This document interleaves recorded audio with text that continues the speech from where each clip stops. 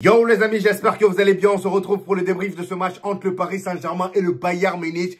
Victoire du Paris Saint-Germain, 2-0 les amis, alors qu'ils ont terminé le match à 9 contre 11 les amis. Ça montre à quel point ils ont souffert dans ce match. Que ça soit avec l'arbitrage, que ça soit dans le jeu, parce que là, le Bayern Munich aujourd'hui, ils avaient du répondant. Personnellement, je pense que c'est le match le plus compliqué du Paris Saint-Germain que j'ai vu depuis le début de la saison. Et oui, le Bayern Munich les a posé beaucoup de difficultés aujourd'hui. Ils ont souffert. Et ça, franchement, fallait s'y attendre, parce que déjà, de 1, on parle du Bayern Munich. Ils ont l'habitude de battre le Paris Saint-Germain, et le Paris Saint-Germain a aussi l'habitude de les battre. À chaque rencontre des deux équipes, on a l'habitude d'avoir des matchs disputés. Et en plus de ça, le Paris Saint-Germain qui détient la meilleure défense de cette compétition affrontait aujourd'hui la meilleure attaque de la compétition. Ils ont quand même mis 10-0, voilà, 10 buts à Auckland City. C'est pas rien, même si Auckland City c'est un club de boucher, mais on s'en fout. Ils ont quand même réussi à mettre 10. Et on savait que cette équipe du Bayern Munich, c'est une équipe qui partait très vite vers l'avant, qui se projetait rapidement. Ils ont des ailiers très rapides, très percutants. On a vu aujourd'hui Coman et Olise. Vraiment, les deux, ils étaient bouillants sur leur côté. Et d'ailleurs, pour vous dire, c'est la première fois que je vois Nuno Mendes souffrir autant sur son côté. Dans ses précédents matchs, le gars, il a toujours pocket les ailiers contre qui il a joué. Mais aujourd'hui, c'était compliqué face à Olise. Donc, c'est à cause de tous ces facteurs réunis du côté du Bayern Munich que je savais que le Paris Saint-Germain n'allait pas s'en sortir indemne comme ils le font d'habitude. Je savais que ça allait être compliqué et ça a été le cas. En première mi-temps, ils ont souffert. Même si oui, le Paris Saint-Germain, en début de match, ils ont fait une très belle entame, mais dans la majorité de la première mi-temps, ils se sont fait dominer. Les grosses occasions étaient du côté du Bayern Munich et en plus de ça, aujourd'hui, j'avais l'impression que les rôles étaient inversés. Le Paris Saint-Germain faisait pas tant de pressing que ça. Depuis le début de la saison, ils nous ont habitués à étouffer leur adversaire. Dès qu'ils perdent le ballon, ils partent directement à 2 ou 3 sur l'adversaire et le porteur du ballon. Mais là, aujourd'hui, en première mi-temps, le pressing n'était pas si fou que ça. Et au contraire, c'était le Bayern qui faisait un gros pressing. À chaque fois que les joueurs du Paris Saint-Germain avaient le ballon, ils avaient un pressing en face. Et le pire, c'est que même les attaquants du Bayern Munich venaient presser dans le dos des joueurs du PSG.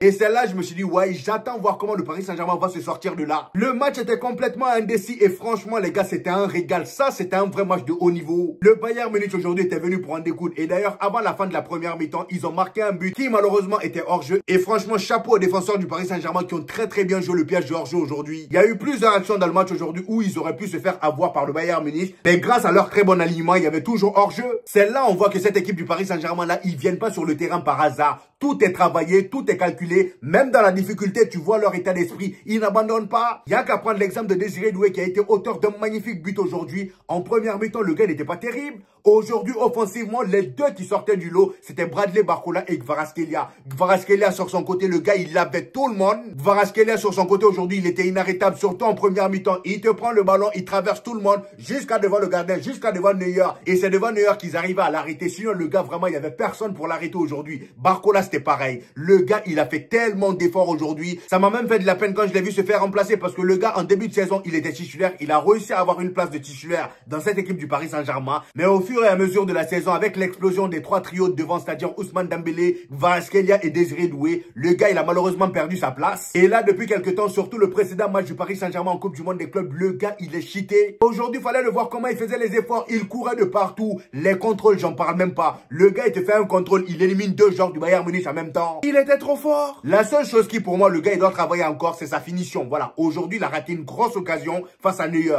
C'est vrai que Neuer, il a fait un très bel arrêt. Et franchement, les gars, entre vous et moi, on sait très bien que Barcola, il a l'habitude de rater ce genre d'occasion. Donc vraiment, il faut qu'il travaille sa finition. Sinon, mis à part ça, le gars, aujourd'hui, il a pondu une masterclass. Il n'y a rien à dire. Et c'est là, on voit la force du Paris Saint-Germain cette année et surtout de Luis Enrique parce que c'est lui qui a ramené ça au Paris Saint-Germain. On sait tous que Ousmane Dembélé, même si le Paris Saint-Germain, c'est plus un collectif que des individualités cette année, mais on sait très bien qu'offensivement, Ousmane Dembélé est le leader offensif. Mais regardez, toutes les fois où Ousmane Dembélé n'a pas joué dans cette Coupe du Monde des clubs là, est-ce qu'à un moment donné, vous avez même pensé à lui? Non!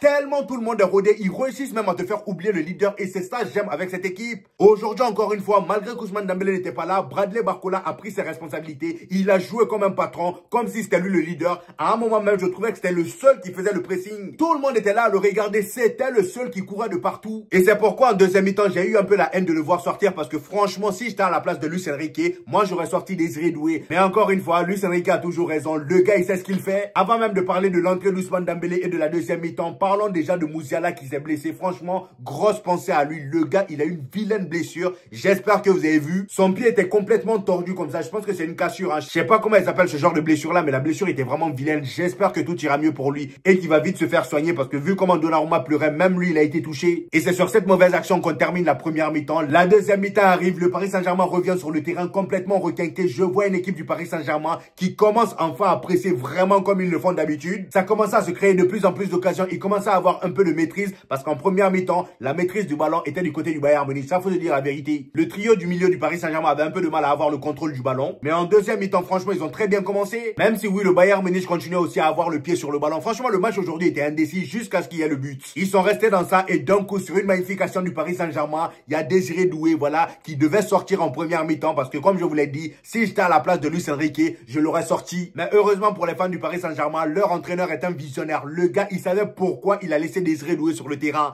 Même si le gars, il a fait une mauvaise première mi-temps, il savait qu'à l'entrée d'Ousmane Dembélé, le gars allait se retrouver et ça a été le cas. Ousmane Dembélé est rentré, tout a commencé à se dynamiter, devant ça partait à 1000 à l'heure. Le gars, il te faisait des pressings, il a même failli marquer un but sur, comment il s'appelle, sur Neuer. Le bon vieux Neuer a failli faire une grosse boulette, mais heureusement pour lui, Ousmane Dembélé a tiré à côté. Mais franchement, cette action-là montre à quel point l'entrée d'Ousmane Dembélé a tout changé. Et à force de persévérer et de rester calme, ils ont réussi à marquer leur premier but. Magnifique frappe de Désiré Doué avec son pied gauche en plus de ça. Désiré Doué qui est encore décisif dans un moment important. À chaque fois que le Paris Saint-Germain a besoin de lui, il est toujours là pour répondre présent. Et avec tout ça, va falloir commencer à mettre du respect sur son nom, les amis. Le gars, il est toujours là au bon moment. Vous voyez maintenant pourquoi Luis Enrique a fait confiance. Le gars, il marque son but et il est remplacé. Il sort, il a fait ce qu'il avait à faire et il repart sur le banc. Même si son match en général n'était pas si terrible que ça, au moins il a permis à son équipe de se qualifier en demi-finale. Et comme par hasard, c'est juste après ce but de Désiré Doué que l'arbitre il a commencé à partir en vrille. Le gars déjà depuis le début du match, il était bizarre. Alors là, il a commencé à vraiment être bizarre. Il se cachait même plus. Bon, après, le carton rouge que Pacho prend, c'est normal. Même moi, à sa place, j'aurais donné carton rouge. Parce que Pacho, vraiment, pour le coup, il a vraiment pas réfléchi. Premier carton rouge, y a pas de souci. Le Paris Saint-Germain est à 10 contre 11. Et à partir de là, je savais que le Paris Saint-Germain allait souffrir. Là, le Bayern Munich, il commence à pousser. Le Paris Saint-Germain, toujours là, toujours calme. Et au fil des actions, encore un carton rouge. Cette fois-ci pour Lucas Hernandez. Le gars, en voulant protéger son ballon, il a envoyé son coude. Il a pris carton rouge. Là, par contre, j'ai pas compris. T'aurais pu l'avertir, t'aurais pu lui donner un jaune. Mais carton rouge directement, non, quand même pas. On sentait vraiment que l'arbitre il faisait tout pour que le Bayern Munich passe. Et malheureusement pour lui, il est tombé sur une équipe du Paris Saint-Germain qui même à 9 contre 11, ils abandonnent jamais. Les gars, ils sont allés, ils ont marqué le deuxième but. Et franchement, quelle action. Hakimi m'a encore choqué aujourd'hui, les amis. Regardez comment il a mélangé la défense du Bayern. Vous êtes sûr que ce gars-là, c'est un latéral? Regardez tout ce qu'il a fait cette saison. La saison qu'il est en train de réaliser là, je pense que j'ai jamais vu un latéral faire ce genre de saison. Et le jour de la cérémonie du Ballon d'Or, si je vois Hakimi se lever pour aller récupérer le Ballon d'Or, je serais même pas choqué. Le gars, il te mélange la défense du Bayern Munich. Il fait une passe décisive à Ousmane Dembélé qui venait d'entrer. Le gars, il met dedans. Voilà, il met dedans. Et Ousmane Dembélé qui part célébrer en la mémoire de Diogo Jota. Franchement, quelle célébration. Et d'ailleurs, respect à lui d'avoir pensé à Diogo Jota. Et je sais pas vous, hein, là, le Paris Saint-Germain, il y a beaucoup trop de prétendants pour ce Ballon d'Or là. Ousmane Dembélé, malgré qu'il n'a pas beaucoup joué depuis le début de la compétition, là, il vient encore de marquer des points parce qu'il qualifie son club en demi-finale. Oui, oui. Il qualifie son club en demi-finale à 9 contre 11. Ça va rester dans la tête des journalistes. Bref, très gros match de la part du Paris Saint-Germain. Ils sont allés chercher cette victoire là. C'était pas facile pour eux aujourd'hui, mais ils ont quand même réussi. Maintenant, place au match du Real Madrid face à Dortmund en espérant que le Real Madrid passe. Comme ça, au moins, on aura une très belle demi-finale entre le Paris Saint-Germain et le Real Madrid. On va bien se tester sur ce match-là. Voilà les amis, c'était mon avis sur ce match. J'espère que vous avez kiffé la vidéo. Dites-moi en commentaire ce que vous en avez pensé. J'hésiterai pas à vous répondre comme d'habitude. N'oubliez pas le petit pouce bleu qui fait toujours plaisir les gars. Ça aide au référencement. Pour tous ceux qui viennent de découvrir cette chaîne, ici on fait des vidéos débriefs des matchs du FC Barcelone et du Real Madrid. Et quand il n'y a pas de match, on fait des vidéos actualités. Donc abonnez-vous pour ne rien rater. Et on se dit au prochain épisode les gars. Peace!